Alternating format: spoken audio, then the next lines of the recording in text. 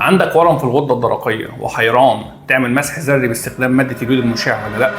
السلام عليكم ورحمة الله وبركاته. معاكم دكتور عبد الوهاب رأفت، أستاذ جراحة الأورام بالمعهد القومي للأورام جامعة القاهرة.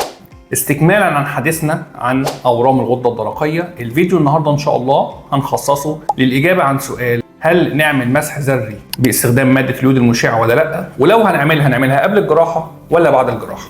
في الحقيقة أنا ما بطلبهاش غير بعد الجراحة لعيانين معينين في المتابعة بتاعتهم. العيان اللي أنا عملت له استئصال كامل للغدة الدرقية وطلع الورم خبيث، الغرض منه بيبقى مهم جدا بالنسبة لي إن أعرف هل حصل ارتجاع للخلايا الخبيثة في الرقبة في الغدد الليمفاوية أو في أي حتة تانية في الجسم. بطلبه كل قد إيه؟ تقريبا كل سنة مرة. لكن قبل الجراحة أنا ما بطلبوش، لأن هو مش بيفيدني غير بمعلومة واحدة بس: هل البؤر أو العقد اللي موجودة جوه الغدة الدرقية نشطة ولا غير نشطة؟ والمعلومة دي أنا ممكن أعرفها عن طريق تحليل دم عادي جدا لوظائف الغدة الدرقية. وربنا يتمم شفاكم على خير.